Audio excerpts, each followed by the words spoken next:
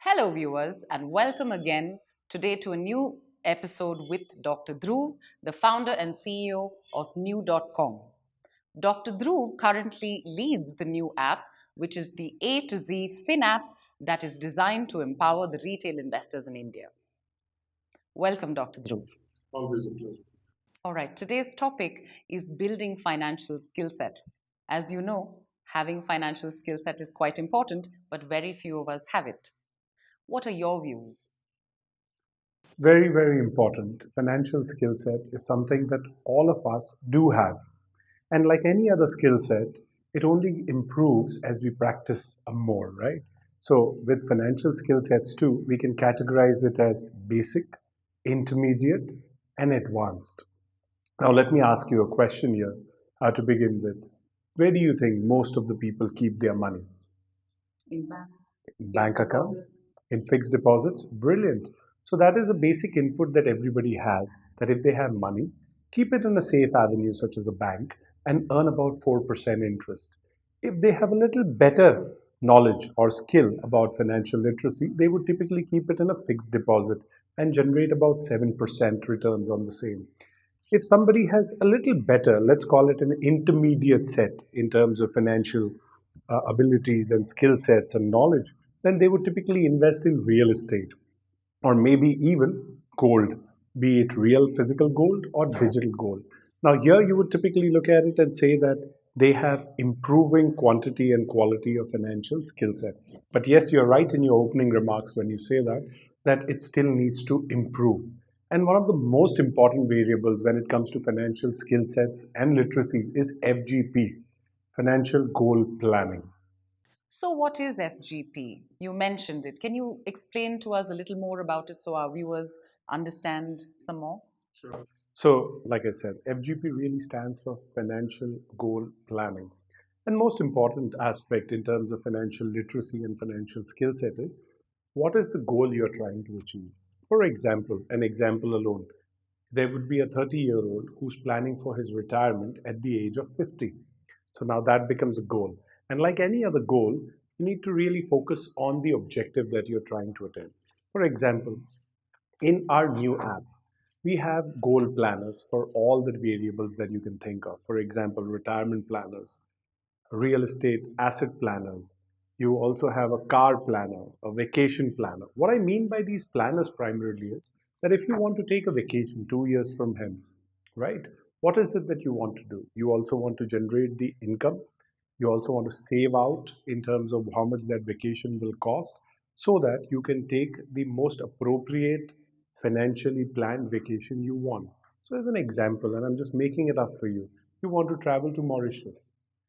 A good vacation to Mauritius may cost you about 4 lakh rupees for a 15-day trip, including all the expenses. At this moment in time, you have 40,000 rupees. So you're short by 3 lakh 60,000. If you input these variables within our app in the vacation planner, it'll basically give you an output plan saying that from now to about 24 months on a monthly basis on this asset allocation, let's say a mutual fund for now, you will have to deposit 15,000 rupees a month in an SIP format.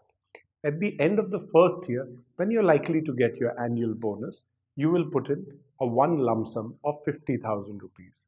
And then you will continue with your monthly investments till you achieve or you get close to your goal.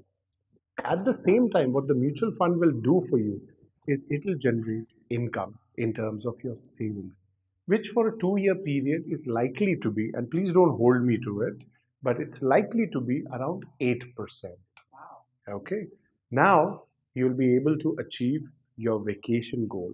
And once that goal is achieved, this mutual fund plan that was created for you is closed. You withdraw your money, use it for your vacation, come back, and maybe then you plan for another vacation post hence. So that is one aspect. You may even want to buy a car, and your dream car happens to be a Mercedes, which let's say costs you about 30 lakh rupees. In terms of the app, you can go to the car planner, put in how much money you have, put in how much incremental income you expect on an ongoing basis, your bonuses that you expect, and the car planner with a certain tenure, let's say 5 years, once you put that in, will give you a formative plan saying how you are able to achieve this goal. Similar is the case for child's education, child's marriage, your retirement planning, your world tour, or any other plan. This is what we call as financial goal planning. What I shared with you at this moment in time is only one aspect of FGP. There is another very important aspect which is called asset allocation. In the examples that I gave you about financial goal planning, I really spoke about only the mutual fund aspect. But there are other assets. One of the most important assets that all of us are familiar with and want to achieve, the first is real estate. That's an asset. When you consume that asset, it's a home for you. But when you have that asset as an investment, it's a very important asset. Then you have stocks, which is companies that are in operations, which is earning a profit, and you're buying a share of that company. Then you have mutual funds, which are managed by a fund manager, but it is also investing in the similar kind of companies. So, in the first option, which is you directly investing in the stock market, you're looking at the company yourself, evaluating it, and making the decision. In terms of mutual funds, a fund manager really decides where to invest and when to invest. All right. And all of this can be done. Does the app suggest an investor do this, or does the investor have to plan these on the app themselves? So, most importantly, the app makes recommendations based on the inputs that you have provided. All your demographic details, all your financial details that are necessary for the artificial intelligence and the machine learning to be able to recommend certain things to you will be requested of you. Once you have done that, after that, the app will make recommendations. You can make as many changes or iterations you want. And thus, your asset allocation and your financial goals both are put together so that you are able to achieve your goals well and through.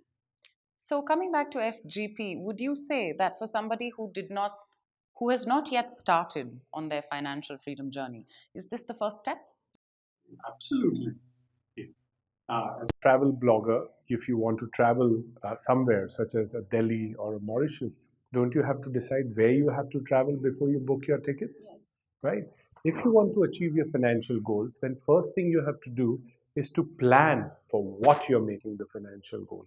Once you receive or you plan what your true north or your financial goal is, that is when you decide on the assets and asset allocation. And that is when you make your financial journey or you start your financial journey per se. Wow, so it feels like the new app is a great place for people to start their financial planning. I have another question for you, and this is related to women's empowerment. What are your views on financial empowerment for women? A very important aspect that we are talking about. 50% of our population is women, and very few women really get into the markets and investments on an ongoing basis. In fact, there was a SEBI publication a few years ago which only showed that about 2% of the women are participating in the stock markets. Now, most women are very much engaged with respect to investing in assets such as gold, but that's only one part of the asset allocation. I think women need to really diversify in terms of their investments. And one of the interesting things that we have been doing to encourage women at Nuuu.com has been creating plans for women to be able to invest in the stock market and learn. So we have something called as a Womania plan. The Womania plan basically is no brokerage, no fees for one full year. We are doing this so that they can enter the markets without worrying about paying brokerages to the stockbrokers. This is not only for Indian stocks, but also for mutual fund, but also for US stocks and insurance products where the regulator is allowing us to charge no fees per se. So we want to encourage women to come in. We want women to take small steps. Buy one share. I'm sure they have heard about companies such as HUL because they buy products, ITC because they buy products, banks such as HDFC, and so many other companies. Might as well invest in these companies, see how things work, and slowly graduate to be able to take more expert calls in terms of investing in portfolios, mutual funds, and gain confidence while they are doing at it.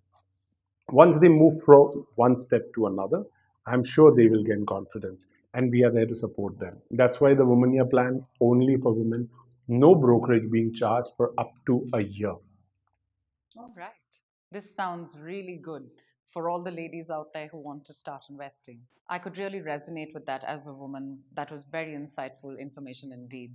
Once again, Dr. Dhruv, thank you so much for being with us and giving us and sharing your insights and your knowledge with us and our viewers. Always a pleasure. So, viewers, I hope you enjoyed this episode with Dr. Dhruv. Please stay posted for another one of our episodes. Follow us, like our channels, subscribe to us on social media, and until I see you again, bye bye.